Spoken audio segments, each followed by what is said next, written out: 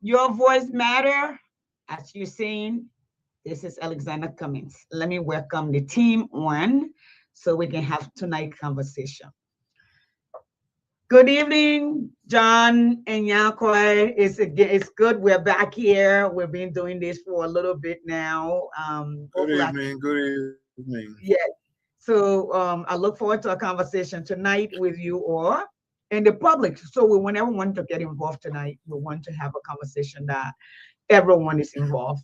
To call in. Last time, a lot of people started to call in. We will be back here though. Saturday, just as we were the other day, 11 a.m. Eastern Standard Time, 4 p.m. Liberian time. We want you to join us. We have some panelists that you would like to listen to, some young people, because this is the future. And here, your voice matter. So it's a Wednesday night, another day of your voice matter. And I will start with Mr. John Mawolo to say hello, and then we can start. Mr. Mawolo. Well, good evening. Can you hear me?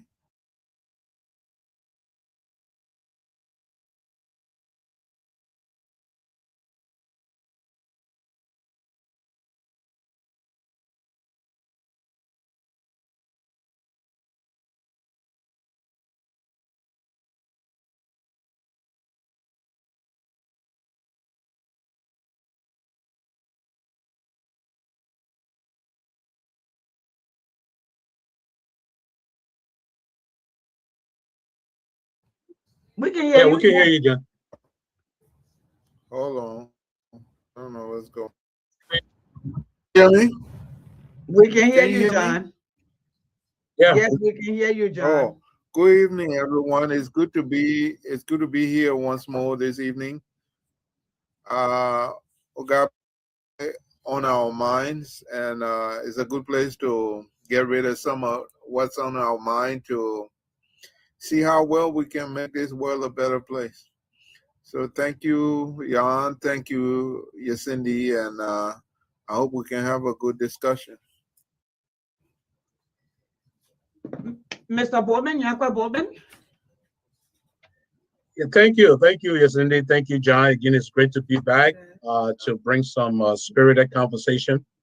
Today is another day where on this platform. I say anything, let me just ask the viewers, please share the video. Continue to subscribe to this. Share the video, so we can have as many people on to listen. Tonight will be a special night because we're going to discuss, some interesting issue concerning our country and our, it will revolve around social issue, and we want interaction from just about everyone who will be watching today. The number will be at the bottom. You can call in, share your ideas, your thoughts, and other issues that is confronting our country. Because as we march towards change, these are things that we want to discuss so that whoever becomes the next president, and when Mr. Alexander Cummings takes over, hopefully these will be the conversation that he will be hearing. So I look forward to a great conversation tonight. And again, thanks for joining us. We will continue to bring you this conversation weekly, and join us on Saturday, again, 11 a.m., and continue to share the video. Thank you so much, for your voice. Tonight, we will be discussing the girl child in a Alexander Cummings administration. What should we expect from Alexander Cummings? So I'm gonna go ahead and play a short video from about 2 years ago and a year ago. Um, that was made 2019, keeping his word in 2020. As you all know, if you don't know, that Dr. Francis actually did go to Liberia to do a training, um, hired by the Cummings Foundation, or in collaboration with the Cummings Foundation, to go home and train Liberians who work in other social, areas in Liberia, like sociologists, psychologists, the people, police, and all of that. So I'm not sure how many of you know, but I'm going to go ahead and play it. And we're going to talk about his stance on rape and stuff. And you can we hear some of it in this video. It's clip. I have the whole video, but I'm just going to play the clip for you. So let's look at it before we move on, and then we'll start. We'll do 40 minutes, and we'll take that from there, and then we'll hear you out from what you saw today. We want you to tell us what's possible.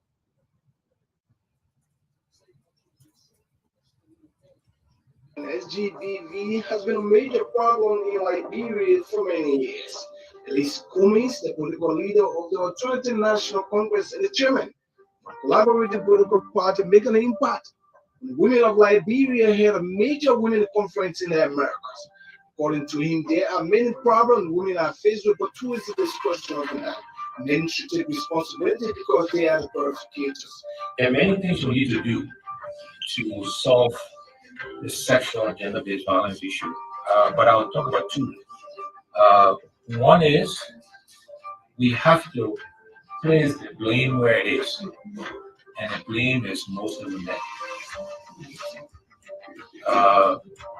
Men commit the violence. The men are in denial. People make excuses. Oh, the women were out too late, but in the wrong place. They were not appropriately dressed. And it's all BS. That is no excuse for the violence that is perpetrated on the women of Nigeria, and indeed women at work. So we have to start by acknowledging the source of the problem. And that's why I'm happy that we do have men at this conference. Because part of the solution, a big part of the engage, men have to become advocates for this issue. They got a big part and parcel of finding the solution because they are the primary perpetrators. And it's a issue is not a family matter. Violators should be prosecuted. Education for our people is key. He talked about women should be encouraged to get involved into politics. According to him, if 10 senators and the capital including one woman, it's a shame to Liberia. If the person commits a crime by violating a woman, they need to be prosecuted. And we have to educate the communities, educate our families. This is one of the issues, again, we have to address full on, head on, and we have to engage communities in solving this issue. As I mentioned, the other thing to do is the whole legal system needs to be addressed and reformed. The whole medical system, we don't have DNA machines in Liberia. For example, rape kits should be at all the clinics and hospitals. So a lot of work to do with infrastructure. But we gotta make sure the men understand that they're the perpetrators and we'll blame them and punish them. And I think we have to engage communities who want to solve this issue. The other thing we have to make sure we do, though, we gotta get more women involved in politics. I'm serious, right? It's a shame that in the Liberian Senate, of 30 senators, we only have one woman senator. Yeah, he promised to do more, which he made good to his promise by organizing the SGBV conference through the Cummings Africa Foundation in Liberia, a conference that brought in experts from all angles, from law enforcement angles and human rights activists as well, to train Liberian women. Because they will issue the laws are passed, the laws are enforced, they will have the authority to do it. So don't forget the political ramifications of this issue. I also encourage you to come up with very practical solutions as you deliver it more. Let it be practical, let it be simple. Don't make an ivory tower. Things that can be implemented on the ground that will address this issue. Yesterday, Mountain Quayle, a women rights activist, make a strong case for Liberian women in the African lives at the United Nations. Protecting women's rights is human rights. Our government needs to be able to invest in the future. And the future of a nation is the women and the youth. Without that, there is no future for Africa. Yes, Africa is poor. Africa has never been poor. Africa has been built with managed.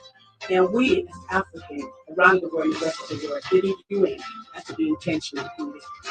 Mrs. Teresa Cummins, the co-founder of the Cummins Africa Foundation, said the stories coming from the audience touched her personally. She said she know everyone has similar story who have been touched in a similar way. She also said you may not be in the know, but someone near you have been abused, so that's why it has to stop. So this touched me personally, the stories coming out, and I know each and every one of us in this room has a similar story, has been touched in a similar way, and feel that this is important to, and you may not know it, but someone near you in your family has been abused. So that's why this is important to me. This is why this has to stop. Dr. Francia Chinonwe Richardson, a psychology professor at Immaculate University of Philadelphia, USA, who hosted and facilitated the SGBV conference through the Cummins Africa Foundation. She talked about gender, sex, and language, which is very important in teaching. Talked about sex and gender. Talked about language, which is very important. 2020 saw a major protest in support of violence against women in Liberia. It's about time for the system to protect the right of women. Those who are to do their job, let it do it. That you can already tell that Mr. Cummings have been working on rape issues in Liberia. He and his wife, they've actually hired and brought in the professor, Dr. Francine Chinonwe. Maybe you people don't know she's a professor, and have gone to Liberia to work with the community, not just with a group of people, but to work with government employees. So, John, let's talk. Let's talk about what your vision, and then we'll play some other story from Mr. Cummings. Let's say what you've been dealing with Mr. Cummings for a while, all of us here, all right? And he's talked about it. What you think a girl child, a female in the Alexander Cummings administration would be like, how would look like? What would be the look and feel of his leadership when it comes to women? John. Well, thank you. Listen, Mr. Cummings has said what he intends for women and his girls. Let's start from the girls because they grow up women. First thing, girls are going to be protected. Children, for that matter, are going to be protected. This thing about people not knowing, what to do with situation and all that kind of stuff, it's going to have to stop. Going to have to stop. In the coming administration, there are going to be no excuses for hurting children, period. Girls, even worse. If you decide that of all the women you see on the earth that are your equals, you leave them to go and temper with any child, you will spend the rest of your very long time, if not the rest of your life, behind bars. They're going to be totally protected. Liberian people can rest assured. Mr. Cummings says all the time, men should be ashamed of themselves. Liberian men should be ashamed of themselves with the kind of records we got about rape and abuse and all that kind of stuff in the country. It's a shame. It's appalling. We should feel disgraced that any man would decide to abuse or just harm a girl child instead of protecting her. I mean, look, I got two very strong weaknesses: children and old people. I cannot stand them suffer. And I got two daughters. If anybody Want to get in trouble with me? Harm them. Then you get in real trouble, real trouble, and you won't have me to deal with. You have somebody else to deal with. So I mean, that's the position of Mr. Cummings, and that's the position of his government. He says total protection for women and children.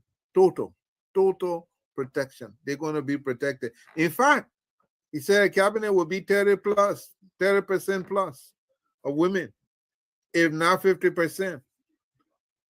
And I think that's a good way forward. That's something our country hasn't seen for a while. And I think it will give women the urge to want to fight. Thank you, John. Let me go to Jan. Jan, let's give us a look and feel. You work with Mr. Cummings. You know where he stands. You know his stance when it comes on human rights, when it comes on especially women. And I think at some point he had referenced Paul Kagapi in some of his speeches about his administration, how he sees the impact that women have made. But talk to us about the girl child, because the reason we're having this conversation is God shared the video. I know it's a little late. People in Liberia have gone to bed, and we are up here. We'll try to work on the schedule because we are in different Zoom, and because we're in different Zoom. Hey, Wanty, and you all can come if you all want to because we're in different area zone. So we all come from the work at different time. So that's why we're a little late, but we are making the adjustment. You know, we're tweaking it to see what's suitable for everyone. Then we can come. But share the video. We're here. So talk to us, Jan, about the mindset, at least where you're a glimpse of Mr. Cummings' mind when it comes to the girl child.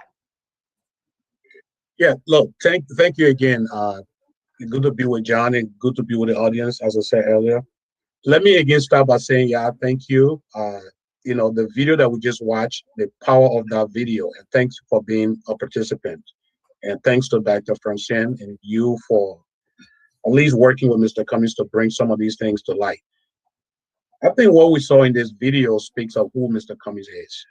Uh, you know, it's very interesting that some people will claim to be, you know, feminists in chief, but yet under their watch, these things happen. One of the things that give me hope that Liberia can be better under Mr. Alexander Cummings is the fact that not only does he talk about it and does it, but you know, he's always following up on it to make sure that whatever he says, those promises that he makes to people, that he keep up with those promises, and he brings them to light. He takes it personal, and he makes sure that he does it until the promises that he makes comes to fruition. I think one of the things that give me comfort with Mr. Cummings is that if you look at his presence with women, I think we've seen a lot of videos where you just see women surrounding him. As my pops. What is it that brings these women closer to him? I don't think it's a fluke, and I don't want anyone to just sit and think that this is just happening. Why we right. trust him? Yes. It's not just happening out of the fluke that say, "Oh, this man came up, women came around him, and women love him." And I will give example. I mean, even in Minnesota. Okay, let's start with Minnesota for example. The program that these women had was to honor women in Minnesota. They wanted to honor women in Minnesota. That program turned out to be women embracing Mr. Alexander Cummings. They love him. They all willing to dance with him. I know people were looking at those videos where these women taking turns because they wanted to touch him, they wanted to feel him, they wanted to get to know him. And as the more they start hearing from him, I think the more they fell in love with him. And what climaxed that night in Minnesota was the speech that Mr. Cummings gave about women. I will get a copy of that speech and we'll play it for our audience. We can play it next week. We do. It was a powerful. I mean, it was a powerful rhetorical expose that I can sit there and discuss.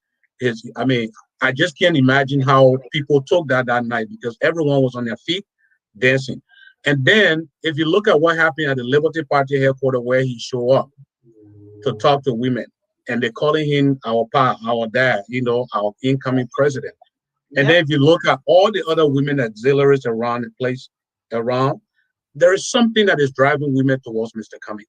And let me say this: if you recall, when Mr. Cummings was a CPP chair, one of his promises was it was unacceptable for us to have only one woman in the Senate at that time.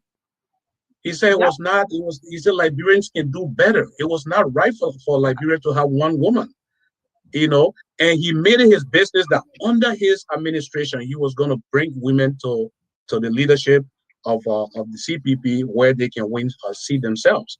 And we saw that with the likes of, of other people that won, some of which were not from the CPP, but I think they were CPP allies, like Otto Kanen, who, won in Papalu.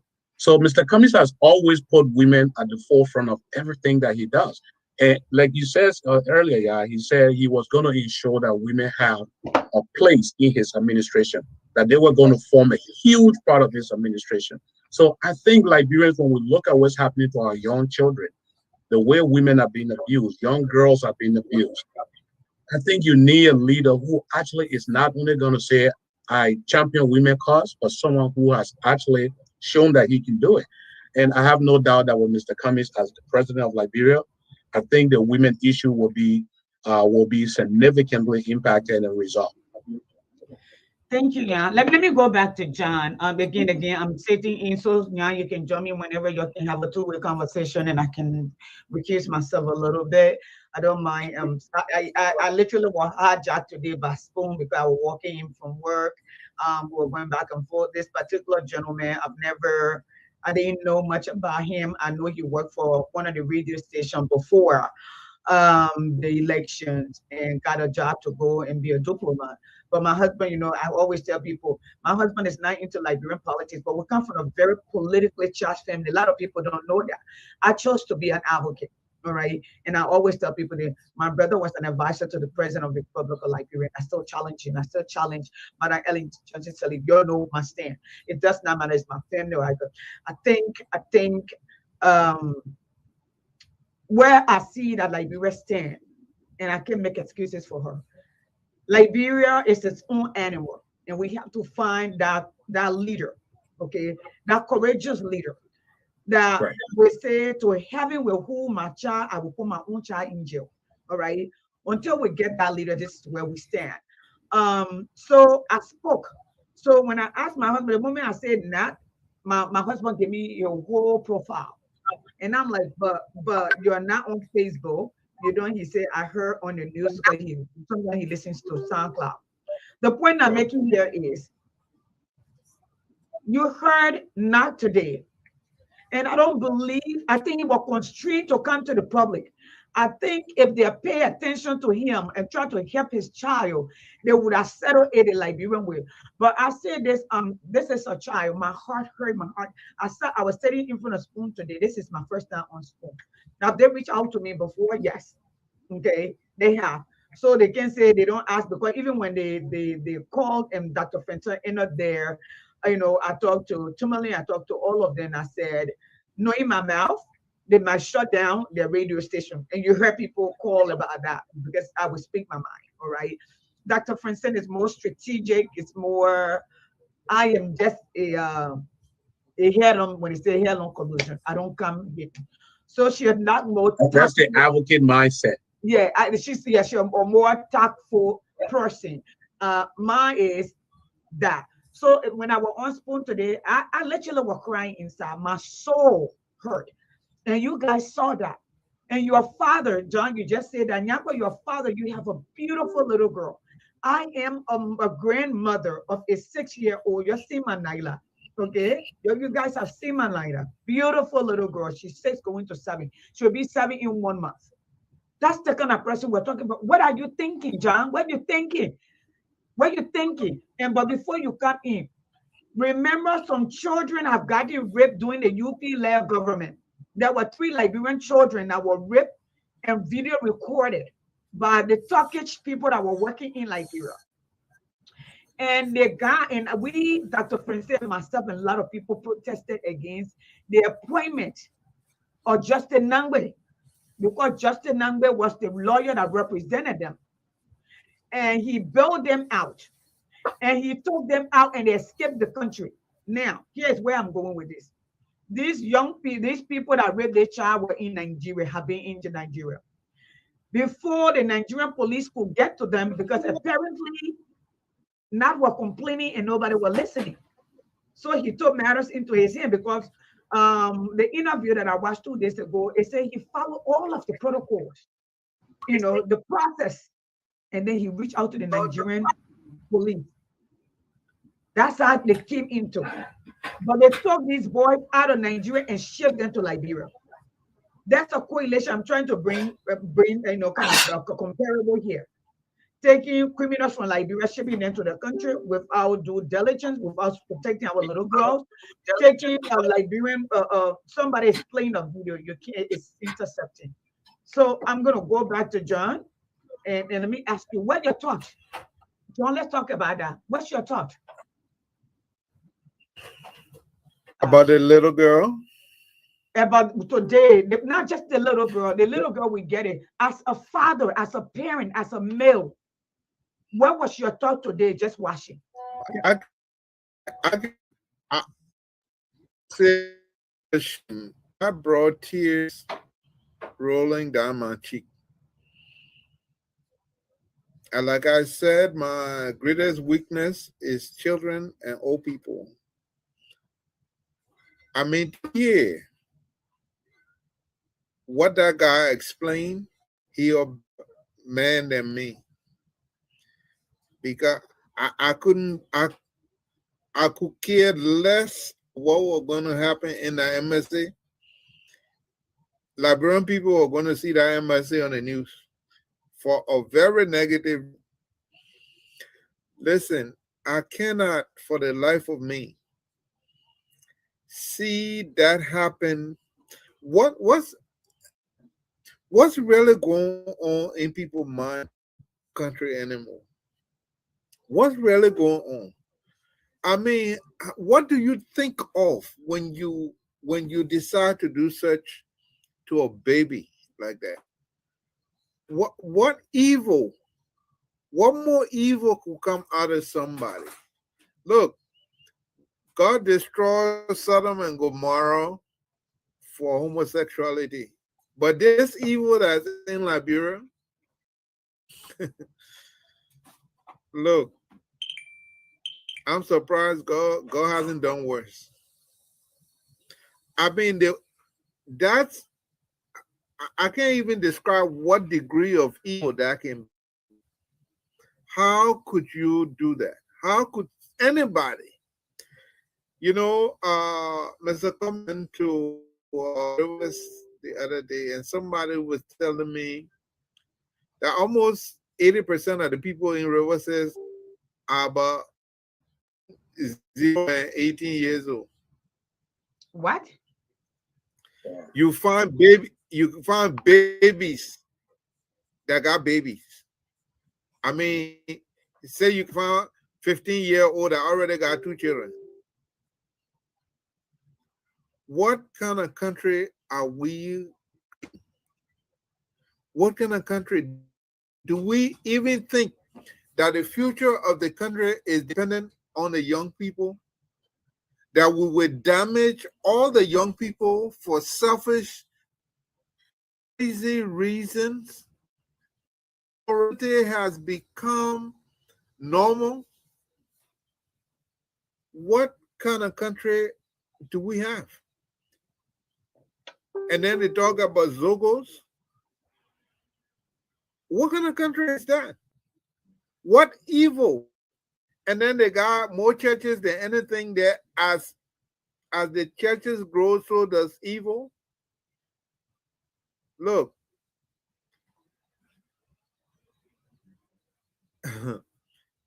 I cannot say I really think,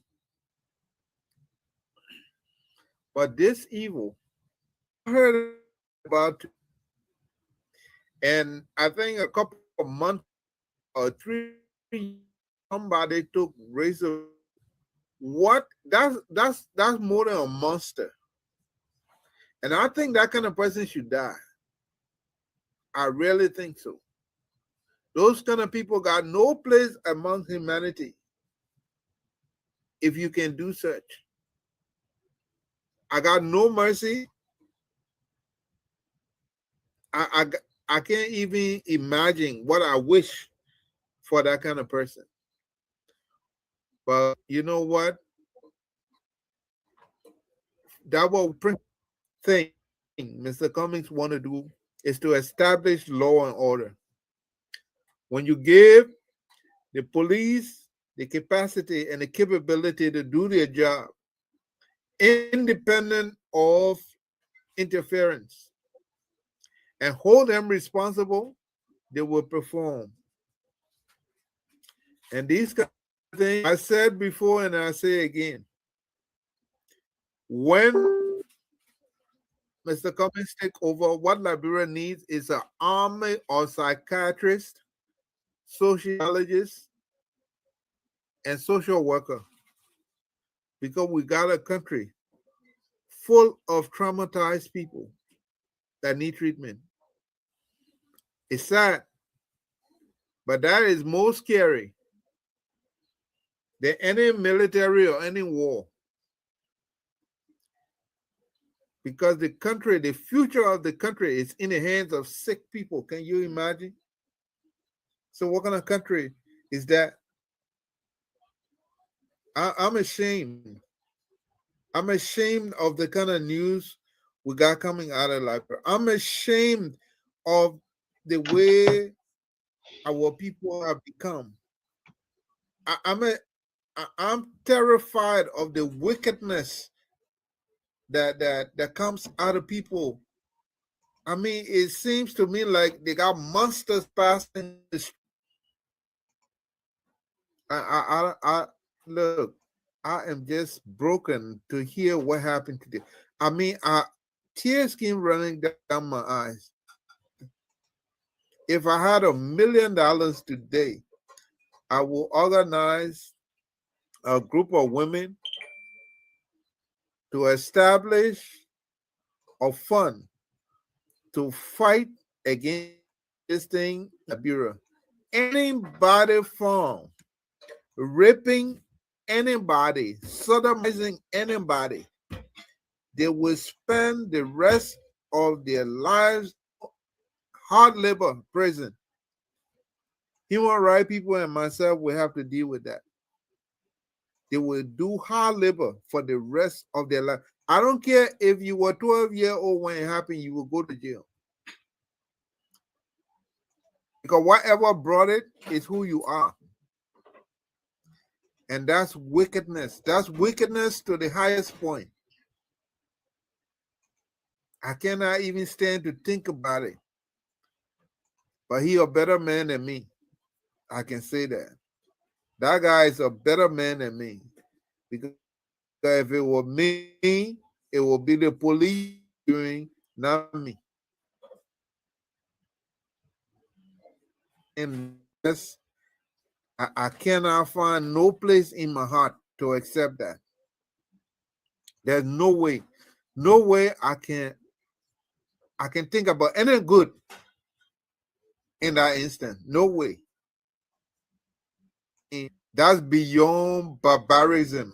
That's beyond murder. Because you kill the person twice. You harm them and you damage them for life. That's worse than killing somebody. And I hope this government, I hope this man stand, bring up an issue that you guys been fighting for years, you see. I pray so too, But John. I pray this so. instant, Pray so.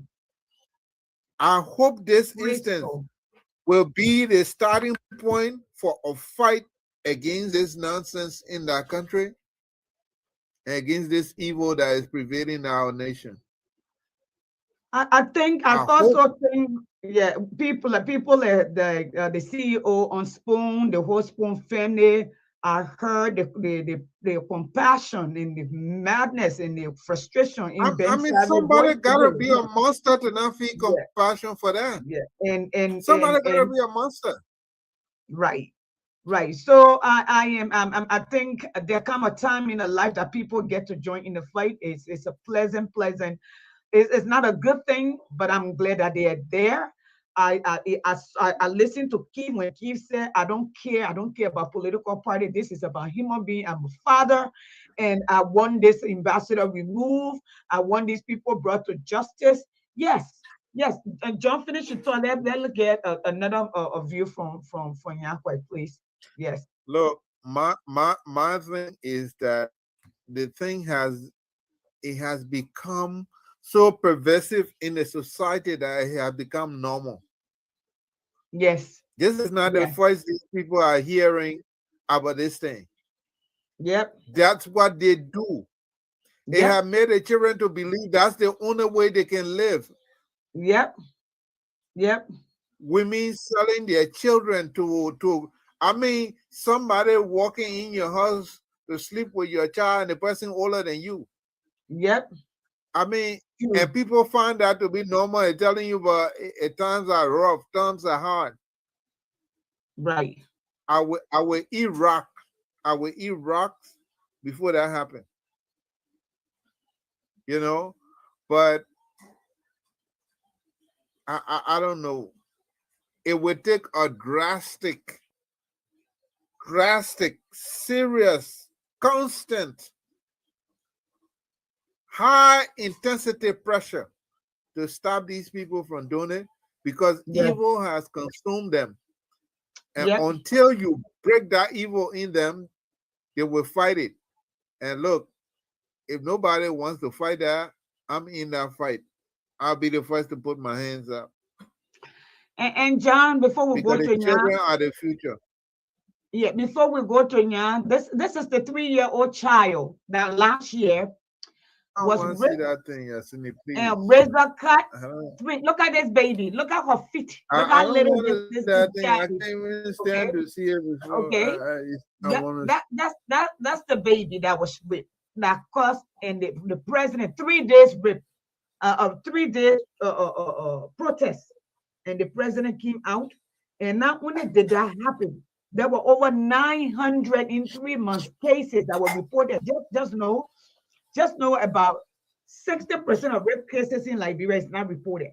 So we got 900 people came out in 90 days. You know what I think? They were raped. Listen, you see here, they Mhm. got all kind of way for people to. You see the children when they go to school, they got to carry clothes for the gym and all that kind of thing. It's not only for them to go to the gym, it's for the teachers to check them to see if they got bleeding mark on their skin or this and that. They do all kind of. Listen, they need to start that thing in Liberia where they check these children, find out that a child have been So, tampered so, with, so, so, the so parents John, should be in trouble. John, who gonna check them when the teachers themselves molesting? I I'm have. talking about a serious government. Oh, I'm talking Oh, about okay, a serious government. A okay. serious government. Under the undercoming government, I expect that these children must be protected. You forced to take your child to hospital 2 times a year, and during check, the doctors must be able to report anything like that. And the parents, if you don't know, you will have to find out. Because whoever is responsible should bear a penalty for that. I mean, that's how we're going to start stopping it. When the parents know they will get in trouble, they will watch their children more. When whoever knows that they, whatever evil in their mind that they have to do it, they know that that will be the last one they do. And so deterrence will be the measure. Thank you, John. Let's go to Jan. Let's take a walk into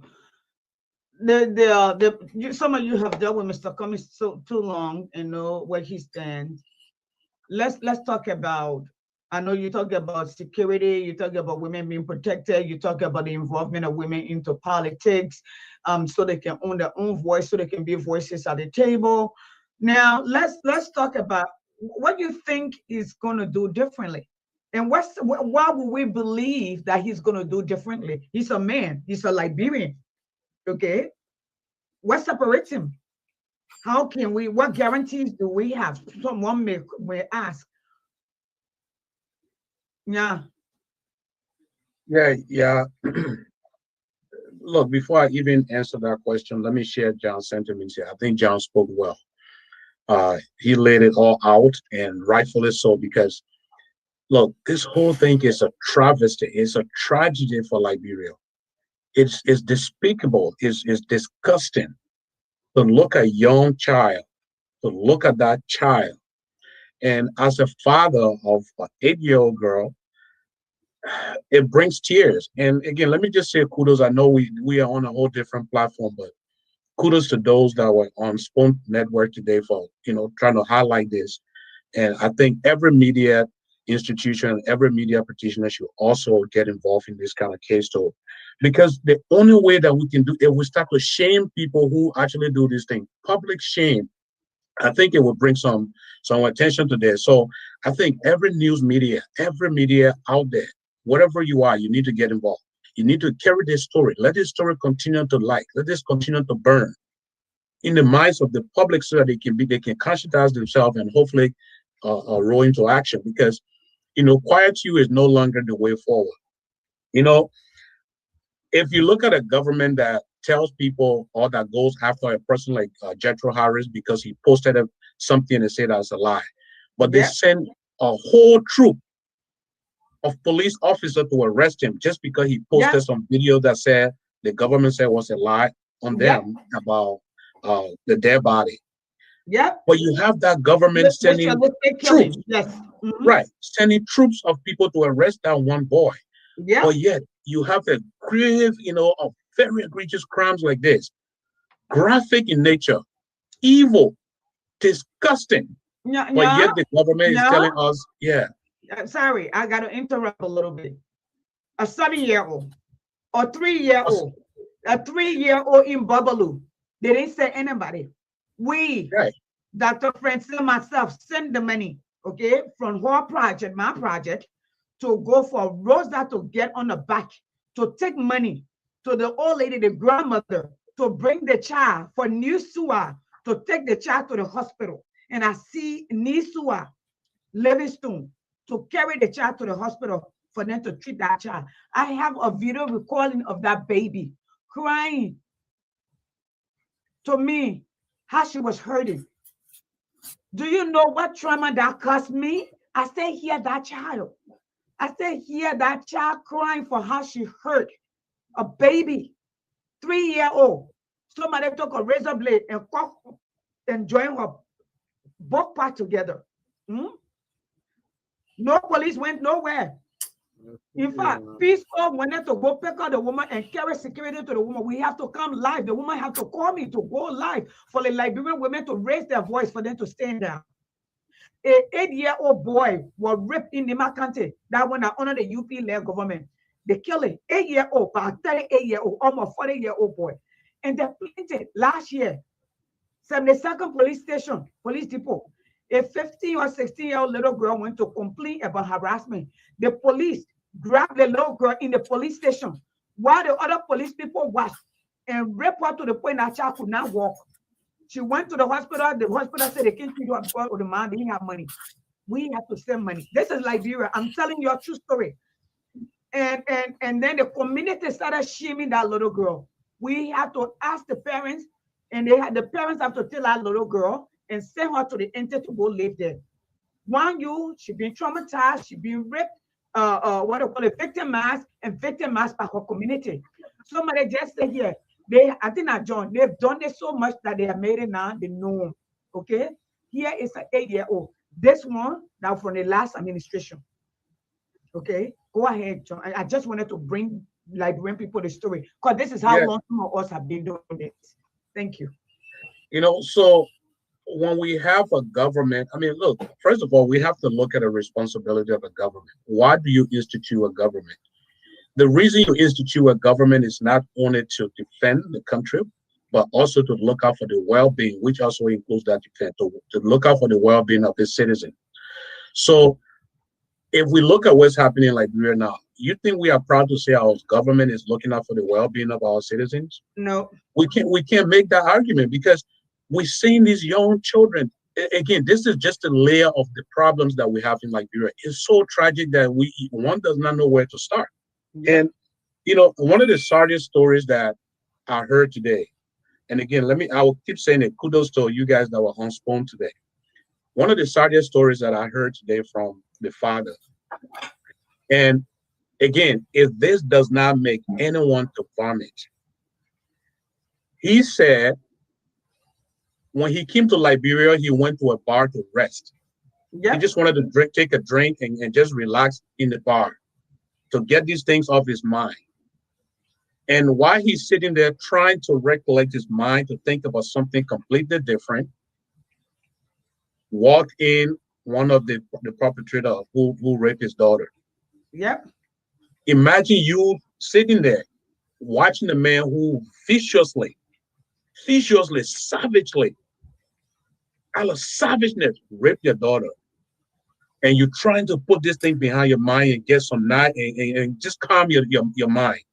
And then you see that violent person walking free, having fun with other folks, walking as though nothing has happened. What kind of society is that? That a person who does this to a 7-year-old girl can walk freely on the street with no harm, nothing. So he will And rape then some more.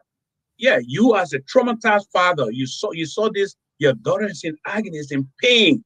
Your daughter will be not, every day, like you say, your daughter is asking, what if she's a bad person? And you listen to your daughter, and then you come and see the person that did this crime walking freely on the street. And like John said, bless his heart, bless, not heart, because I don't know as a father if I can watch that happen. Either here now, one of us will have to end up being buried. Let me be very honest with that, because it's so disgusting that you can't even imagine that a person that who did this crime would be on the street walking. One of the things I wanted to say here again, look, as a society as a whole, there's a cultural dimension to this, and I wanted to draw into that a little before I go to this, Mr. Cummings. The way forward here. We have a society in which a lot of times we tell children to just be quiet. Yeah. In America here, if you are quiet, they will want you to talk, because the more children speak up, they speak up their minds. Mm-hmm. They say things. I remember my own father lived, stopping with me sometimes, and he and my children will be arguing. Mm-hmm. They will argue. You will say things, my children will say, that's not true, Grandpa, and they go after one another. In our culture, in Liberia, children are not allowed to talk back to their parents. Disrespectful, yeah. Yeah, you are not allowed to talk back to your parents to say you are disrespectful. So, in other words, they're saying, be submissive, be calm. No matter what we do, quiet. The quiet child is considered the most respectful child. So this cultural dimension has to change, that we have to allow our children to speak up. Yeah, if these children are speaking up, John, if they are speaking up, they will unveil some things. They will reveal some things that is traumatizing their life, some things that are going on in their life that maybe we, the parents, should know. But if we tell these children, do not speak, be quiet, be submissive, they hold some of those things inside them, and it's burning them. They can't say anything, and they allow the perpetrator to continue to do what he or she is doing. So we have to be mindful of some of these cultural dimensions to say, look, children, be open, discuss your issues, talk to us openly. And that's one of the things that we have to do as a culture, because, and you're right, that, one of the things is this, I'm glad we have people like Dr. Franchen and other folks then who can look at us, can try to use their psychological experiences and social outlook of things to try to diagnose these things and help people understand some of what people are going through. So when I look at Mr. Cummings, I often see Mr. Cummings as the guy who, if he's talking about it now without being president, I think that once he becomes president, those things will be issues that will be at the forefront of his administration. And you look at his wife, some of what him and his wife have been engaged into communities through the Cummings Africa Foundation. Some of the things that they've been doing with the community. I think just by looking at their contribution to the community on the social aspect of things, where it comes to either educating young women. And again, Mr. Cummings, as he always said, you can tell Christmas is better by the eve, right? Look what he's done with the women. He opened the STEM school, and then he opened another school in Cornwall just to train women to be independent. Those are just little things that we can do to shed light on women, to say you are more than what they think you are. You are more than, a person who depends on men. And he always said this: men, we should be ashamed. And I know it's not something that most men would take comfortably, but it is true. We have to be ashamed if you can look at something like this and do it or do nothing about it. If it happens and you are a man and you have conscience, do something about it. Because by doing something about it, we expose this thing to the public, and the perpetrator is publicly shamed. And unless these people start becoming publicly shamed, even to a point where you take drastic measure, some extraordinary judicial measure against them to either confine them to life imprisonment, and I know it sounds tough, but castration, look, until we start implementing some of these tough rules, men who enjoy doing this kind of thing will always feel compelled and emboldened to do it. I think it's a travesty. It's disgusting. This is one of the reasons why we need change. We need a change, that a leader who comes in will make these things a priority. And I know Mr. Cummings is going to make it a priority. Talking to him, watching his action, he will make this thing a priority. Not a government that would chase somebody out for laissez-passer, or someone that would post on video, they chase them out. But when you come to a graphic crime like this, they're telling you, say, we want to see a report. What report do you want to see? The Nigerian government have given you a report. They have made their claims. The father has gone over and over, talked to key individuals who understand this. And you're still sitting there. It was disgusting for me to hear say they need a report. This is like 2 years, almost 2 years now. You have not even inquired. That right now you're asking for a report. Where were you? So, we have a long way to go, Cindy. We have a long way to go, but I believe strongly in my heart that the brighter future is ahead of us. And with the good leadership in mind, and with Mr. Cummings, hopefully when he gets there, with the good leadership in mind, at some point we can try to address some of these things to bring people who actually engage in this kind of behavior, to bring them to book, because it is disgusting. As a father, I am disgusted. I am. That's all I can say on this. So yeah, there's an urgency of the now. It can't wait. All right. Today I watched Liberian something, and let me give kudos to Liberian. Majority of the people on that platform today, on Spoon platform today, they have soul and heart to them. I heard men and women calling. We sat there, they raised about 5. I heard Ben, I could literally feel his soul, and Sis Glendy were on point when she asked that question, because I was literally bawling, to tell you the truth. And it was good that they kept us quiet for a while, because I gotten so emotional, because I literally was walking in from work, and my phone went, and I just heard my name, so I have to come and set my system on. But there were a few notes there that said, when I talk about the 3-year-old, and somebody said, but the guy in jail, what else do you want? Going to jail does not stop the child that you have hurt. You Who have has that? destroyed them. Somebody brought that on Spoon today. Somebody brought it, one of the people. And somebody else came and wrote and said, when was the last time somebody checked on her? Do you know her mental state of mind? And the person said, when was the last time the gender bureau visited her? Do they know how she is? Because they have to get that little girl stitches. You all cannot have any places. They have to give her stitches. So she have to go through treatment. Do we know how much medication they gave her? Have gender ministry gone by? Is there any update on this child? What is she doing? She lived with her grandmother. Do we know? All right. And John says something, and John, this is what most of us that are advocating. You say if you have $1 million, you will give to women. Majority of this thing is done out of our pocket, and a few people who feel sorry and are involved to help us out. You're one of those people who help us out, and we're here. But you called. You remember when Odell Sherman was killed by the pastor? I say by the pastor. Like people want to get mad at me, that's the problem. I'm a parent. And if somebody's child comes to my house, and I can explain how a little girl, a 20-year-old, in Liberian terms, she's a little girl, she was in high school, can be beaten and tortured under her feet beaten, brutalized, choked to death, brain busted, and nobody saw nothing in your house. And the first thing they talk is defending yourself. That there's 4 leg girl on the floor. Eh?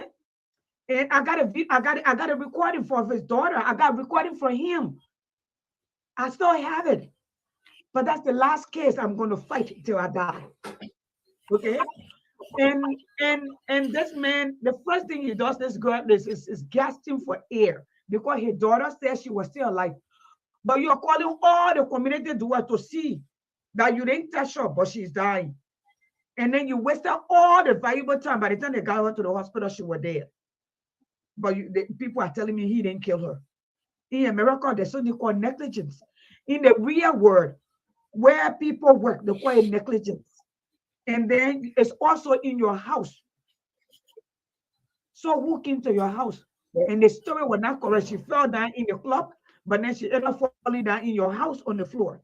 When you see that little girl up top, say you will cry for her. So the story does not stop there. Do you know the trauma that it caused the mother? So the 7-year-old people are saying, oh, somebody, when we were interviewing not 2 days ago on the air, the guy came and asked, the Nigerian government already taking care of this? So what more do you want? That was the exact question. How do you answer that? What do you say to that person? John, let me come back to you. What more do you want? That's a journalist asking question. Listen, human being, God put something in us. If we are really human, God put something in us, they call it instinct, right? If my daughter friend come to her and she falls, then or falls, then break her head, just faint.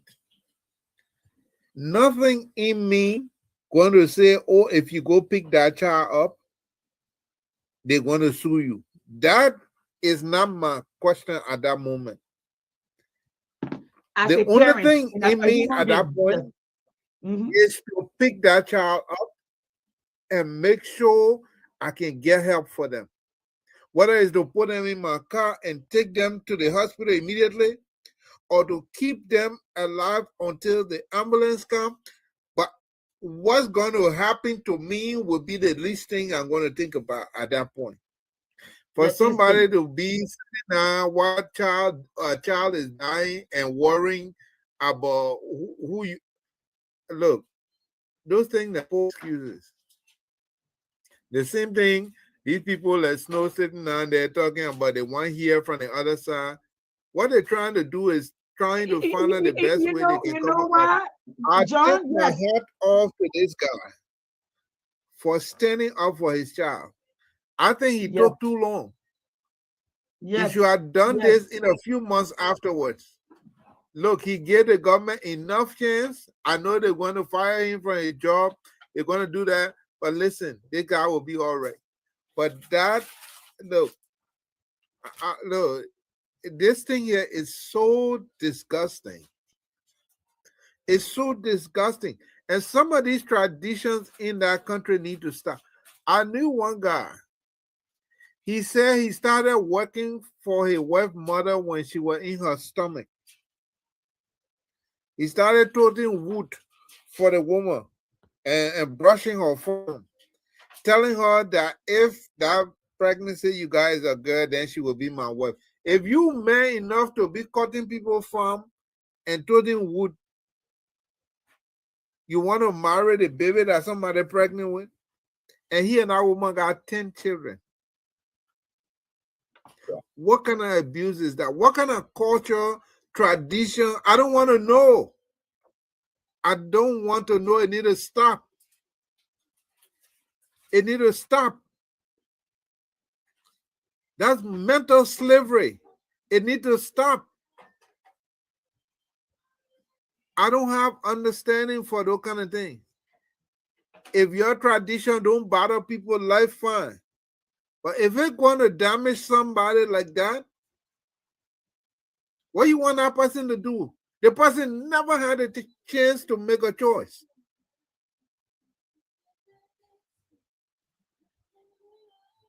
Look, I don't know how people live with that. I don't want to know.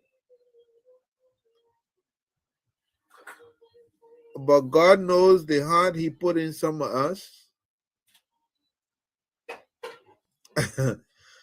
I don't know. This guy is a better human being than me. I'm telling you. What Okay, I so heard let me today, go what I ahead. heard Yeah. is just too much for one person. It's just too much. Too much. And then he saw the guy enter the place and he still managed to leave them. That's beyond me. I mean, So I, let me let's get Nya to come in. And you brought something about snow. You know, I'm glad like when people call in today and call snow out. Um, I have to sit on there and talk because of the child, not for people like him. I'm sorry, no disrespect. But those are not people that I really care much about. No disrespect. I don't. Because looking at the way he was talking, he made the story about him, about the VP. Let me say this to y'all. All of those people were in the Senate when those children from more than me were molested. I got some pictures here. Babies were molested. You remember the little girl who said, "Oh, he used to finger us, but he didn't molest us." Because the children, we are not they kids, our only finger her one time. Yes, you remember that. You remember that. But he used to do this to the other girls. They didn't do nothing. When the people protested, Madam VP put people out to protest. And now when that little girl was asked questions and she ended up busting her own bubble. It was under the UP-led government, spill over into the WIA-led government. We thought we were coming to save us, at least that's what my mom they thought, where my siblings they thought. Where were going, they were tired, and now they were being molested, and they want to change. Now where they voted we are. And that's why I said, I said to we are, when you are in a position of power and people come to your house and your children are hurt and you don't do nothing, you are the guilty one because you are in the position to make those people pay as the president. So when I speak to him out of frustration, that's what I say, because he don't say anything. This is one of his people. This is a guy who advocated for him to become president. This is and not only that, but that child is a Liberian. She's the female child of a Liberian. Nyakwa, talk to us and I will go on a quick break and then we'll start taking calls because we are at 9:20. We got 10 minutes. Drink and fly when you're having fun. Or have talking serious matter. Yeah, let me get this link to Munir. I know he wanted to come in here. Just 1 second, Yasini. Okay. This is painful. So while we wait for you, Nyakwa, let me play this video. Yes, please.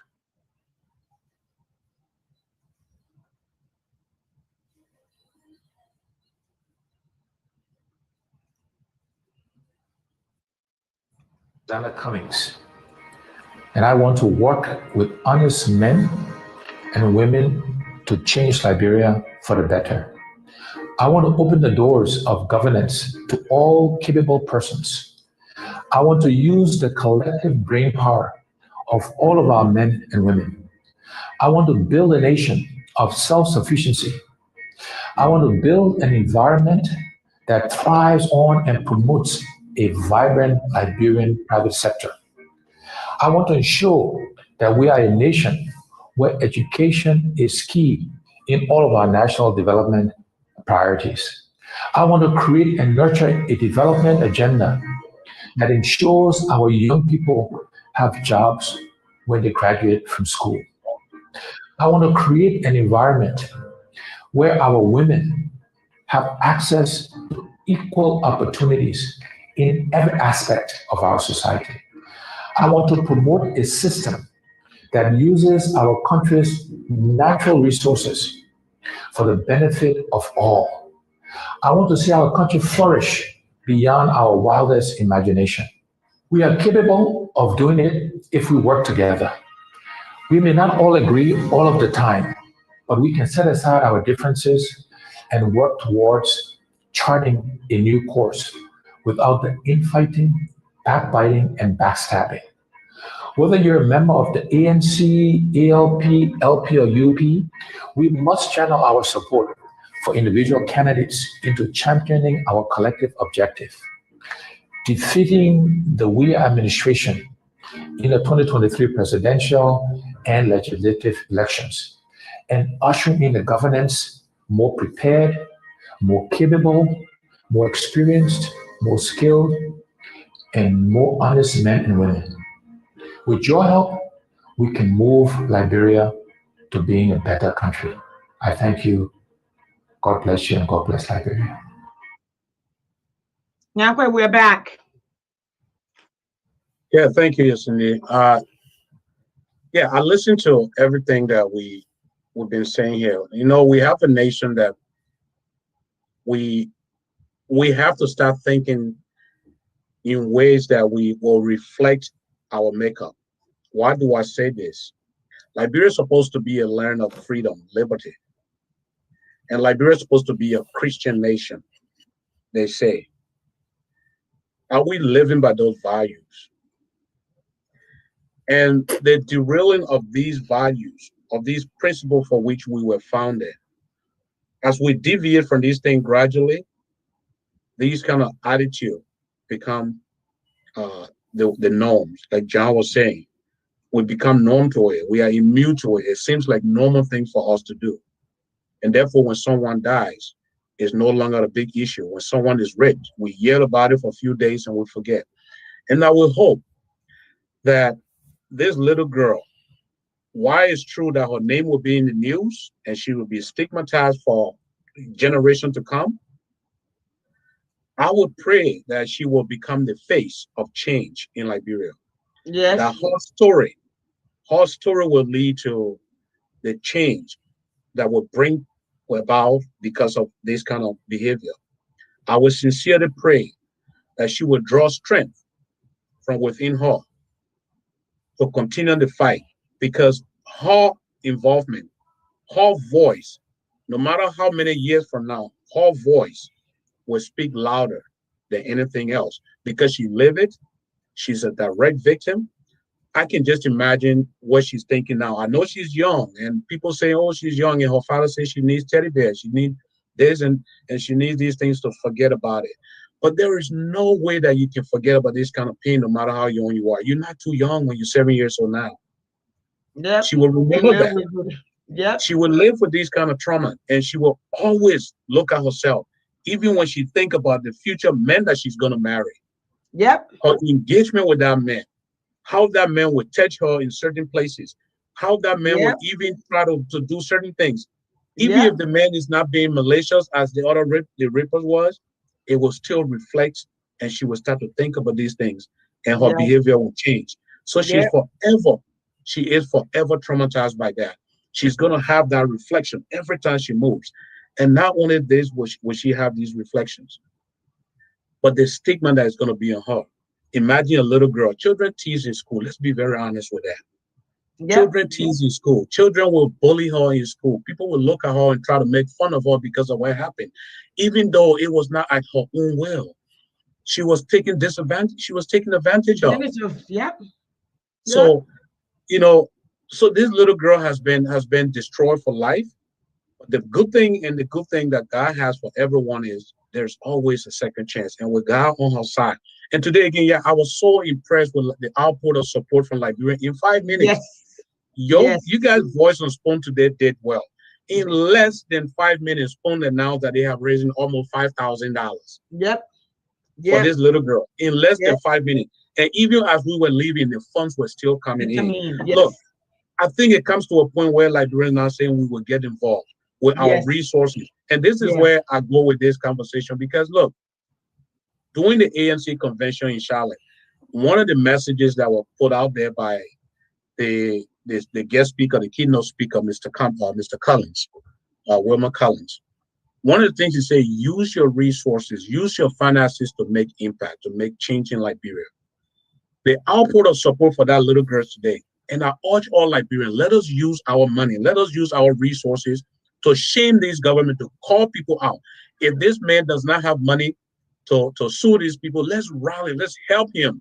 Yes. Let's raise money so he will be, in the capacity to do these things. Because when we start doing this thing, we are showing to the government that no, we will not keep silent. Even if that one person, we will support that one person cause to expose the ills and the evil of this government. So I was so, I was moved to watch Liberians supporting, sending in $5, $10, $15, $20. I even heard one gentleman even read $1,000. Yes, If I heard spoken correctly.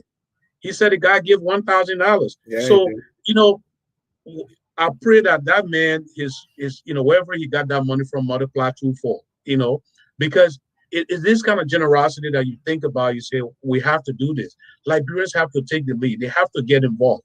This is no longer our thing where someone would say, it's not my uncle, it's not my sister or my child, or I'm not related to them, this from a different tribe, or I'm not like, this is human right issue. This is a human right issue that we all, as conscious Liberians, as people of humanity, who represent the true nature of liberty, we should all get involved to say to this government, no, this is wrong. Do something about it.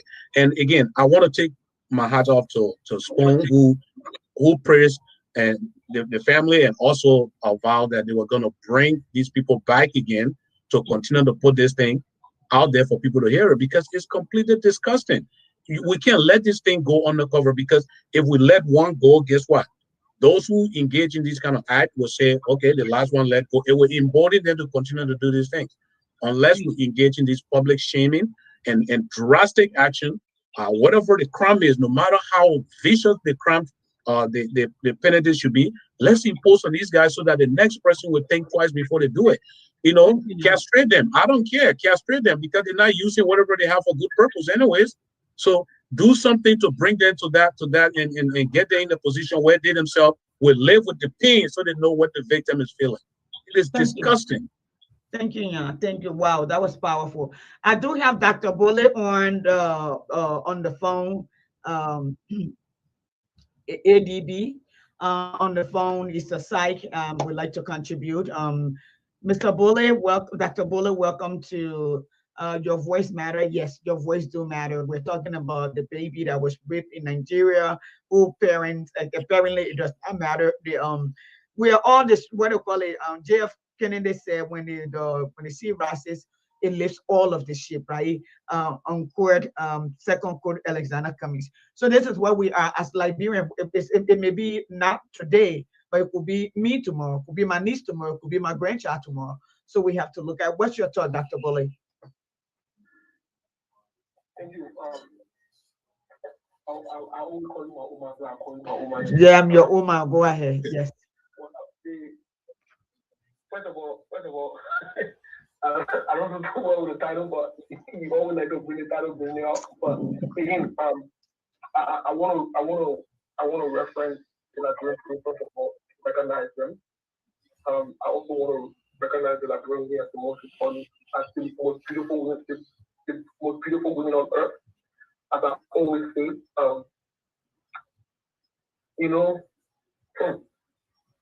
this is very interesting. This is an interesting case. But I want to start off by thanking the father, yes, and family, for first of all mounting the courage. Mm-hmm. That's a huge step in this entire process. Yeah, the father. It's a huge step. Congratulations to him. We didn't want him out in the public in these kind of circumstances. Unfortunately, we have to accept it for what it is. My heart goes out to them. In total support of them in this situation. If there's anything we can do to help, we definitely do what we can do. But mind you, I listened to the timeline very briefly. I'm popping on Spoon and I listened to them very briefly. And thanks to Spoon and other outlets who open the doors for these conversations to be held. Yes. I listened to Spoon very briefly and I listened to the timing of this whole incident. Mind you, the timing of this incident was the same timing last year in Liberia. Yes. When there was a huge increase. Yes. and abuse the motivation in Nigeria when the children protested and reached out to the president refused to come out and even accept the petition. And they talk about the TNA machine, and they talk about the roadmap or whatever. Right. I just want to remind all of us that it was the right not protect. But here's what's important. You see, on things like these, there can be it can be about politics. Right. It cannot be about politics. Right. This is a serious case. And had this man not mounted the courage, not had the audacity to bring forth this thing, these guys would have killed this thing. There's a question that's been bothering me since I heard about this. How many parents that don't have diplomatic connections, that don't have platforms, that don't have just the $5 or $10 minute, or even $1 or $2 minute, or even call the radio to make the case? That's exactly what he said today. Yep. That the children were hurt. Yep. Or are hurt on a basis in that brother, the twist on the road. Yep. So kind of being threatening the whole family. Yep. Yep. Shame on everybody that knew about this case for the initial stage, that had the ability, the power, the connection, the will to even address the approval. I'm going to help with this man and his family. He kept silent. Shame on all of you. Today that his daughter. It's a problem. It's a problem. You know what this is showing? This is showing for all of us that we will have an inherent problem. You know what it means for a 15-year-old and a 16-year-old to look at a 7-year-old and read them? That is a learned behavior. Yep. You learn it somewhere. Yep. Yep. And that's what most people don't know. They learned this behavior from somewhere, and there was no accountability. Yep. That's what happened. This is not the first time doing it.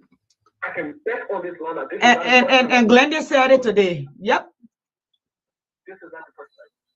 Yep. So when I popped in on phone and I listened for about 5-10 minutes and I had to leave because I had to go take care of it, I was very disturbed. Now, normally people are 15, 16, they don't prey on young children. They don't. That's not how it works. And sometimes we have the time of coming on the show so we can tell you a 15-year-old might be sexually active or might be thinking that way, but they're thinking more towards the age group. Yes. You don't down that line. So you see, so for that to happen, it means a lot of different things. But here is what I look forward to, and I'm looking to see what happens next. I'm looking to see what the government does next. First of all, the ambassador to Nigeria, I honestly think he should be recalled. He was very dismissive. He showed no humanity. In the letter that I read, that he wrote, the communication, very disrespectful, very, very disrespectful. Let me say this: there is a culture wherein, and all of those guys you saw, some of those guys you saw on school talk and other places, or you heard or you will hear that silent, that trying to avoid this thing that never happened, trying to turn blind eyes or whatever it is, they are perpetrators as well. Yep. They use the kind of environment. Yep. They're protecting their own. They don't want to blow this out of proportion. They don't wow. want to blow it out of proportion. They don't. So I think with the budget conversation, you and I will speak beyond close, so we allocate time so that we can have this conversation. Yes. We need to have this conversation along with the budget conversation, because you know what? They all tie into the yes. Yes. That we have in our country. And most of these big men that you see, these things they do it ritualistically to maintain power. It's a ritual thing to maintain power. They know exactly what's going on. They know that this thing happening. They know it. They're aware of it. So this is a big situation, and I'm glad that it's not uncovered. And I hope this will motivate other people, other victims to speak out. Only the more people will speak out. Because the more people will get to speak out, the more people that are emboldened, the more parents that will be able to come out like this, the more we have pressure, whether that's from the government side, from the international community, or other places, so that something can be done about this. It's about time. We cannot just go. Do you know what it means to hurt a 7-year-old like that? Thank you. We have a bunch of sick people that we're dealing with. Yep. We have most of the time we tell people don't give up on Liberia, don't give up on Liberia like we're in New York. just the thought of this is draining. Yeah, It's it is. draining. It's draining. You know, that's the Yep. thought of it. And you have grown men and women trying to make them look like a people. Yep. I'm told he reached out to people in governmental positions. Yep. And And they ignore him, and now they're showing all of them popping on Spoon TV. They ignore this man. Yeah, because one need to be called. so definitely I would like for us to connect. Okay. You and I will speak after the show. Okay. We'll text something. Mm-hmm. We'll play something very big on your platform or STC. We will allocate time. Okay. We'll have national discussion. Okay. This is not a political thing. It's Yep. not an ANC, it's not a CPP, it's not a No, it's a Liberian thing for our little girls and boys. Yes. It is a Liberian thing. And definitely I would recommend to you and the RJJ group. Yes. These are that you guys need to start to really reach out to our lawmakers and other things. Okay. That we have fewer problems on our hands in our country. We do. Thank you. Thank For you. the time, I appreciate it. Thank you, We'll Steve. follow Thank you, Doc. Thank you. Thank you. You don't let for me to call that. I'm a proud mother, so I'm talking. Right. So Wow. we're gonna close, but I want you to listen to this. You see how Steve just chronicle all of this happening. The timeline is very close. The same time that the president declared rape as a national emergency, as an epidemic, right? And nothing has happened. Let's go. Let's look here. But yeah, before you do that, let me just say something. Mhm. I hope if there can ever be justice in our country, I hope it be for this girl. And I hope whatever law there is that will set this precedent for any other murder that will happen. I mean, not murder, but rape or abuse that will happen or that has happened, that it carries her name. Because her Yeah, father, I was thinking about the Nas daughter, with the Nas daughter bill. Yes, we will find yeah, somebody to not push that now bill. daughter, Yes. but she got a name. Let it be in her name. That it be a president that, like they say, what they call this other case here in Like America? Amber Alert. Yeah, Amber Alert or Roe versus Wade. It must well, be her name. well, Because this law will protect children. right. Well, you got I hope. the law for smart, the Elizabeth Smart law here. Remember the little girl that was kidnapped? Exactly. Yes, Exactly. okay. So There I are a hope lot of they do laws something there like that are a for lot her. of laws that there are a lot of you can use your first name. Mhm. But before we go here, yeah, again, I just wanted to touch on something quick. You know, the way Steve, he's as a psychologist. I think, yeah. Hold your thought. Let me play Mhm. this video. It will give you more. Okay, go ahead. Yeah, more stuff for you to talk to Westy, then we can close up. Yeah, hold on. We are practicing. We can't stay within the practice. We just get talking. Yes. It's a All right. passionate conversation. Yes. Okay, guys, let's go there. Thank you so much. Ladies and gentlemen of the press, I have no copyright to this video. today That's we are another gathered Spoon here production. in the name of accountability, in the name of justice and respect for the rule of law. We are gathered here because our leaders, the Ministry of Gender, Children, and Social Protection, the Ministry of Finance, the Ministry of Justice, and the Office of the President of Liberia. We are gathered here because our leaders have failed us.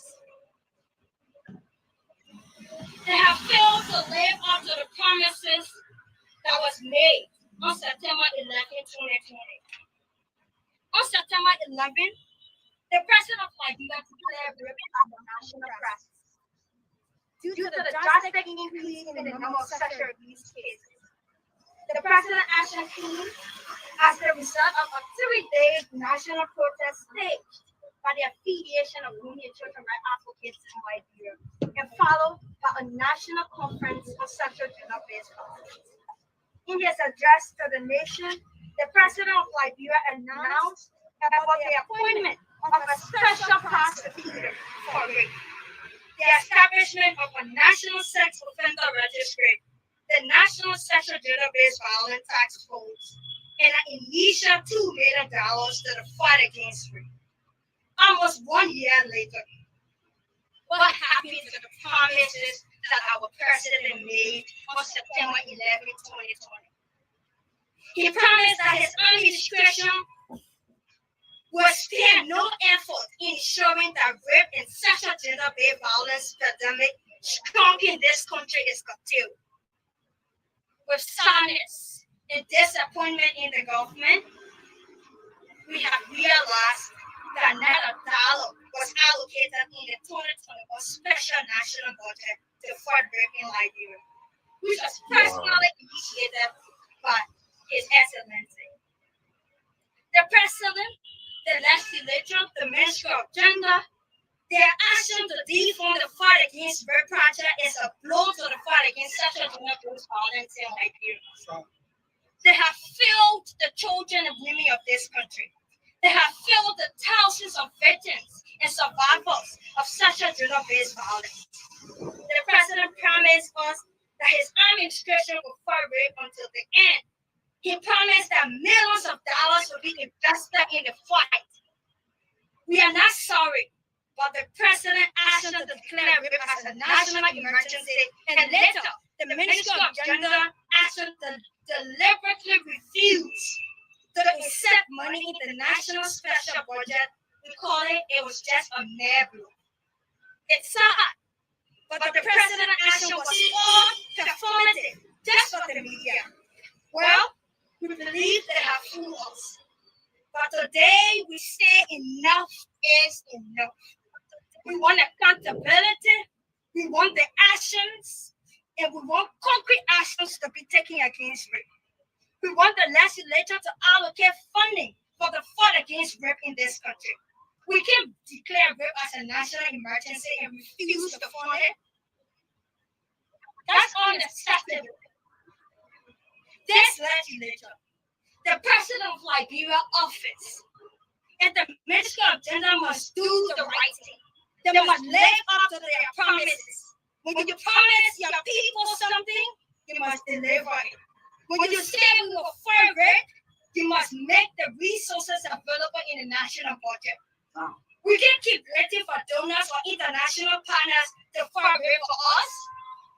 We must take action as a nation. We need to be serious in this country, and it starts with the President office. It starts with the Ministry of Gender, the Ministry of Finance, and this very legislature of the year.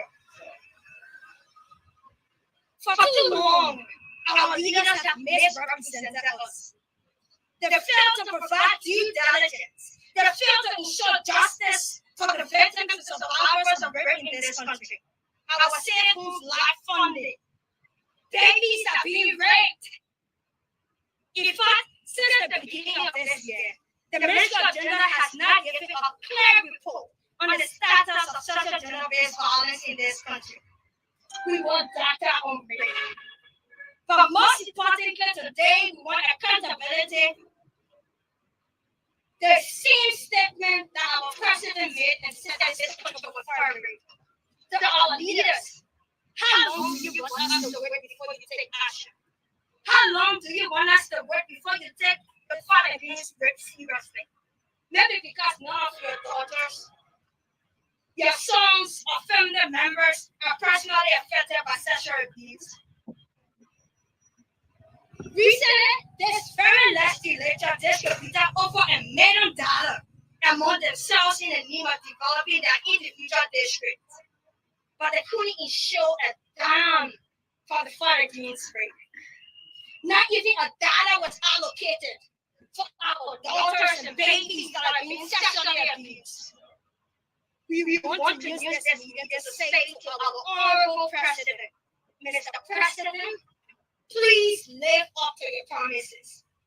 Before closing, on behalf of the affiliation of women and children rights advocates, I want to remind the legislature and the president office about our demands during the 3-day national protest and the promises that were made to us, the Liberian people, by the president of Liberia on September 11th. The president promised the appointment of a special prosecutor for rape, the establishment of a national sex offender registry, the national sexual gender-based violence task force, which is currently working, of course, and an initiative leader to the fight against rape. During the protest, the affiliation of women children rights advocates also demanded for other things. We said we want adequate and safe rules in this country to meet the needs of children and survivors of abuse. We called for the creation of a national rehabilitation and trauma counseling program for all survivors of sexual abuse. We called for the implementation and policies that prohibit sexual gender-based violence in Liberia. We called for the decentralization and the strengthening of criminal code E, the court responsible to prosecute all rape cases, increase speedy access to justice for survivors, and even those that are being accused of rape. So many people are behind bars, but due to lack of logistics and funding, we can't ensure speedy access to justice. We need to strengthen and train the Liberia National Police to handle sexual abuse cases. Increase consent and sexual abuse education in the national and secondary university curriculum across this country. We need to criminalize revenge porn recalling for women and girls. That's quite recent. A lot of you saw the video circulating on the internet about a little girl being forced by an older man. Is this what you want for the future of this nation? So today, the affiliations say we will continue to follow up on the president of Liberia. And we'll continue to make our demands clear that we want accountability. When you say you want to fight rape, you must fund it. And that's why we are here to remind the legislature as they pass the special national budget that please include the fight against rape project. The money is not going to the affiliation, it's going to the private government. The money is not going to any of us here or our institutions. It's going to the safe homes. It's going to protect the children and young people of this country. We want change. We are tired crying, and this legislature have the answers. That's why we decided to do this press conference here today. I'm not the only one angry, but look at the faces of these young people. So we're calling an end, and like I said, we'll continue to follow up until we see action. And we want the president to be accountable. The Minister of Gender, this is your fight. It's not even for us. We just get to remind and call for accountability. So thank you very much, media practitioners, for being here with us today. Thank you. So I just have two concerns. That is that. I'm gonna that way after you hold on, guys, you can close up on this. So you can take 3 minutes each and close up on that so we can call on night. Wow. That's a wow, right? Wow. Yeah, let me start first. Again, another great show. The topic couldn't have been any better. It was a very good selection, and I'm glad that we were able to put shed some light on it. And again, kudos to that lady that was speaking. The little girl. I don't want to call her a little girl because she spoke like a veteran, and like a veteran, she's a young advocate. That's Ciara. Yes. Yeah, she's articulate. She understands the issue, and she spoke well. She did not antagonize the president. She only reminded him of his promise. I thought that was eloquent enough because, one of the things that really hurts me at some point is we hear these stories, we hear these advocates coming out here, but then you have a president who, despite accusation of sexual violence or sexual assault by a man in New York, he still sidestepped that and appointed this man as foreign minister. So what does that say of a guy who say he champions women's cause? Exactly. So to me, I think it's the contradiction in this man that calls himself president. We want to respect him and say he's president, but when you lie to me, I'm sorry, I lose respect for you. I don't call you who you say you are. I want to call you by your action. I want to see your action and say this guy is the president. Acting like it. Crime that he committed in America. So this little girl was, in fact, not a little girl, but this girl that just spoke, hats off to her. She spoke well. She laid all out there. This is not for any of them, asking them to put money in their pocket. They're not asking them to sympathize with them.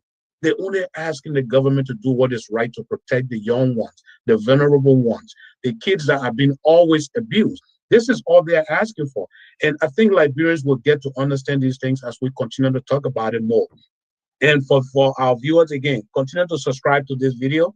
Uh, Continue to share our videos. We will always bring this kind of issue up. It's a social issue that breaks our society. It's one of the maladies of our society that we need to get rid of. We can't assume that this is something that will go away. It's not going to go away until we ourselves get involved and try to remedy this situation. It is a tragic situation in Liberia. It's a disease. It's look, Liberia, one can say Liberia is cursed. If Liberia is cursed, then is this one of the curses that Liberia has? We have to start thinking about this thing and fight against it before it metastasizes, because it's becoming too bad. It's becoming too much of an issue that we can no longer bear. These are young children who did not ask to be born in Liberia, but they were placed there by the Almighty God simply because of his divine and ordained power. So we need to give them the respect and let them live in peace. Young men, leave these children alone. They are not yours. There are other women that you can pursue. And if the woman said no, leave them alone. But these are children, man. We can do better as a nation. It's painful to talk about it. As a father of an 8-year-old girl, it pains my heart. And to hear what I heard today on Spoon Network, I think it just adds some fuel to my anger for those who actually engage in this kind of act. It's disgusting. We should not even endorse it. We should not even mention it into our dialects. Our daily dialects should be void of this kind of conversation, because we as individuals should not even be mentioning this. It should be something that we put away. So those who engage in this kind of action, they should be put away for life. But we have a huge cultural, things that we need to deal with. And as I stated earlier, there is a cultural dimension to this. When we're telling our children to be quiet, we allow the perpetrator to gain more power over them. I remember when my wife and I had a day, a lady that was taking care of our children, and I'm going to wrap up with this. She was taking care of our children in the house. And every time we come from work, our little son will run to us and say, "Mommy, Daddy," they used to call her grandma. They said, "Grandma did this, grandma did that." And grandma, the daycare lady will be there to defend herself. "No, I didn't do it." But the little child will always say, "Nah, grandma, when grandma touched this person, grandma went into this room." The child will explain all of these things. So when you give children the chance to speak up, to allow them to open up, they will say a lot. And the more they say, the more we as parents will begin to know some of what they are saying, and we will take precautions. But we have a society where we tell our children, "Be quiet. If you talk too much, it means you frisky, or you are disrespectful." And therefore, these children, they stick within a cocoon. They become inside. They are burning inside, but they can't express it. We have to allow our children in our culture to express themselves. Through that expression, they will expose a whole lot that maybe we as parents can look at and say, "You know what? Something is happening here. Let me take action against this, because something is not right. My child is trying to tell me something." But if you shut that child off, there's a whole lot that you're shutting off, and you're stopping this child from saying something. And I think as a culture, we should do away with it. We should learn to allow them to express themselves freely, so that we know what they are thinking. It's part of the way that we grow as a society. No longer can we look at a child and say, "Oh, that child talked too much to frisky," or "That child talked too much to disrespectful." I remember in the village say children can't talk too much. That's what they used to tell us. But as they say children can't talk too much, you are suppressing their feelings. We can't continue to suppress the feelings of children and assume that situation will go away. Liberians, we are moving. We are advancing into a new century. We have come so far. We still got a lot of work to do, but one of the ways that we can move forward is to allow our express themselves.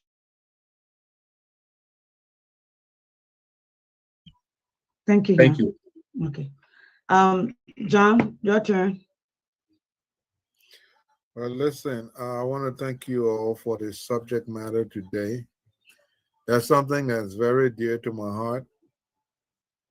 I don't like to even hear about the abuse that children are going through in our country. And I was looking at that clip you showed, and I noticed something. Where were the women?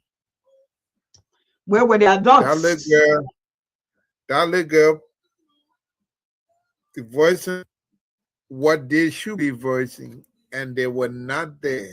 I see a bunch of men standing behind her. They're all That's young the men. problem. Mhm. I Young men. don't know what has happened. Liberian women feisty, they're hard headed, they're strong. What happened to us? No. Everything has just turned around to the negative. Liberian women, every foreigner used to say, you if you see a foreigner marry a Liberian woman, you must respect him for one or two things. He either strong or he able to be the honor man. But the Liberian were too strong. What happened to women? Maybe John That will they tired had being. just, Maybe John will tired being strong. Maybe we're just tired being strong. Maybe we're just tired being strong. how How can you long be do we? tired being strong? Your children look behind you. Your children are depending on you. I don't know. Yeah, I mean, look, we cannot get tired. You cannot get tired. The children are standing. That's why they got so many wayward children in the country now. Look at the kind of mothers. Uh, you know, the, in the area I live in Morovia, they, you know what, they got a ministerial complex now. Mhm. I live a little bit up the road near top of my house with neighbors. Okay, and there's one little Baptist church there. And on Mother's Day, Pastor John, what is it, Charles Jones, yeah, he said, let all the mothers stand up. And then all the young girls then go, he said, I said, baby mom, I said, mothers.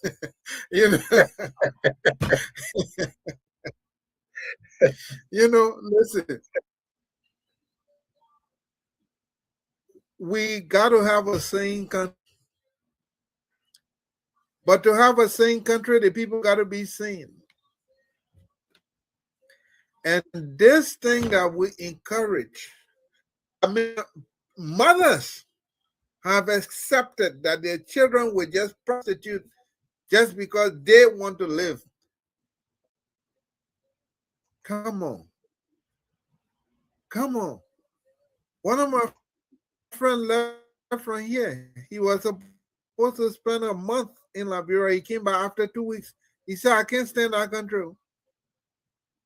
He said he got to the airport and one woman met him and told him that she got her daughter for him. He said the woman don't know me from Adam Street. And she told him, I got my daughter for you. She young, she ain't got no baby.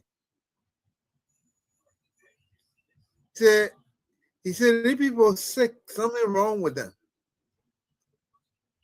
And it saddens my heart because the way I see women, I hate to see a woman disrespecting herself. But then when children got to grow up with this kind of abuse, they can't but do that because they don't know any other way. And that's the society. That's the mothers we're creating for our children who looking up to that kind of example, for their lives. So that's a change. And I hope by God's help, in the national anthem, they say, with hearts and hands, our country's cause defending. We meet the foe with valor unpretending. Valor is like if you're walking with your child over the river and they fall in the river. You don't ask yourself if I can swim. You jump in there, right? Because you know your child could drown. That's valor. Yep. we meet the foe, this evil foe, with valor unpretending. So good night. Good night, everyone. So that said, Jordan wish Mr. Cummings a happy birthday today, your life. So I'm, you know, I'm As a coming guy in, he got some more You got birthday day. exactly. He overwhelmed him. The man can't even finish. He can't even finish the cake that they're making like in our place. So he got enough yesterday. But happy birthday to you, Chief. I call him Chief every time. Happy birthday, boss. Okay, I that's hope it. you had a wonderful birthday yesterday. It was great though. Everyone that watched that birthday thing, it was great. No, I like I got one tip there that I like with the little girl in the market. I want to play it. Not now though. I'm tired. I gotta go. And our own Bill was there too. Let's not forget to mention that. So Bill was there. Thank you, Bill, for everything. Was there. A whole lot of people from the diaspora were there. Yeah, yeah. Franklin is supposed to be there. So let me read this. This is from Mr. Cummings. The policies that we are going to focus on are as follows. They are actually in this order, and it may surprise you. It may surprise your readers.